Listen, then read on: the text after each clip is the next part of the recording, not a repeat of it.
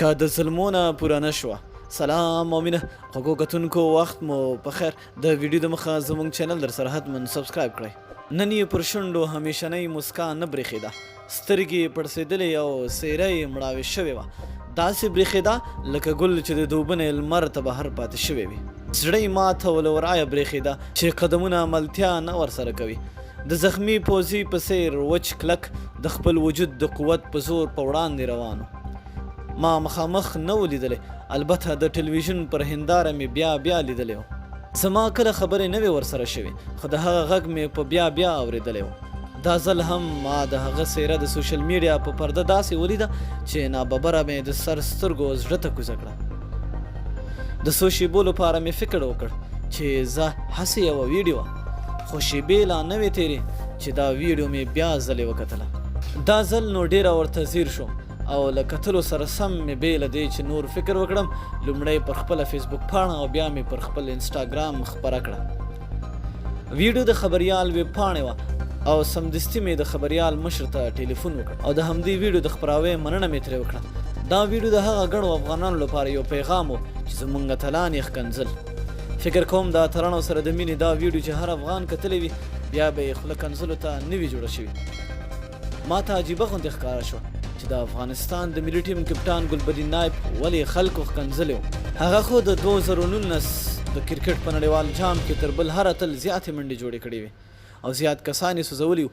هغه خو په نړیوال جام کې د خپل ټیم په یو موټی توپ په موخه د پاکستان سره د لوبې کپټانۍ پخوانی کپټان اصغر افغان ته پرېښی او دا هر څه باندې ماشومان هم پوهېدل. نو بیا ګلبدین نایب ته کنځل او سپکې سپورې ولې؟ که تاسو د پاکستان سره لوبه په دقت کتلی وي، ګلبدین هڅه کوي چې وروستی اور بل لوبغاړي ته وسپاري، خو اصغر افغان ټینګار کوي چې نه، دا وروستی اور خپله وکړه. نو بیا ګلبدین ته کنځل او سپکې سپورې پر څه؟ ګلبدین خو دا ځل د پاکستان خلاف هم ویکټه واخیسته، خو چې کیچ له اصغر افغان نه ډراپ شو نو بیا ګلبدین ولې ملامت دی؟ ګلبدین نایب ځکه ملامت دی چې هغه په افغان اتلانو کې د نفاق اچولو نه ډډه کوي. ګلبدین ځکه ملامت دی چې په لوبډله کې د ګروپ بازیو مخالفت کوي. ګلبدین ځکه ښکنځل کیږي چې د هغه نوم ګلبدین دی. د خدای په خاطر خپل اتلان مخ کنځئ، هغوی ته مینه ورکړئ. د انګلستان خلاف چې پر راشد خان کوم 2 نړیوال ریکارډونه جوړ شول، راشد مو سپک سپان کړ. آخر ولې؟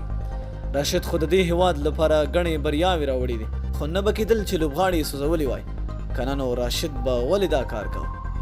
تر هغه وروسته مو بل ملي اتل محمد نبي په مخه واخیست.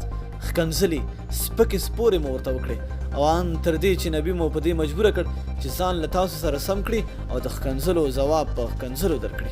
و خلکو د خدای خاطر وکړئ. نبي به نشي کولی چې یا ویکټه واخلي یا رنزونه جوړ کړي، نو دا خو په دې معنا نه ده چې هغه اتل نه دی. راشد خان ارمان به نشي کولی چې یا ویکټه واخلي یا منډې جوړې کړي، دا خو په دې معنا نه ده چې راشد اتل نه دی. زموږ دا دواړه لوبغاړي هر ځل د هند په IPL کې ښه لوبېدلي دي او په ښه بیه پلورل شوي دي. زموږ دا دواړه لوبغاړي په بیګ باش کې هم ځلیدلي دي، نو که نن نشي کولی مې ملامتوئ. خبره مې د لوبډل مشر ګلبدین نایب کوله. هغه د دې خاورې اصیل بچی او اتل دی. هغه د دې هیواد د بیرغ لپاره لوبه کوي، باید وستایل شي. ګلبدین نایب یو ښه لوبغاړی، یو ښه انسان او یو ښه کپټان دی. دا د هیواد اتل به ستاسو لپاره ارومرو خوشحالي راوړي. موږ به نور د کنځلو دود بدلو او که خدای مه کړه غوسه راتله نو هم به په مینه ځواب وایو. که موږ ځانونه بدل کړو، زموږ لوبډله هم له موږ نه جوړه ده او لوبډله به هم بدلیږي. زما له ټولو ځوانانو هیله ده چې له خپلو ملي اتلانو دفاع وکړي. نو که له ظلمونه پوره نه شوه، ځان اتله جینکۍ به دې ساتینه. درنښت، لیکوال نجیبه فایز. مننه چې ویډیو مو راسره تر پایه وکته.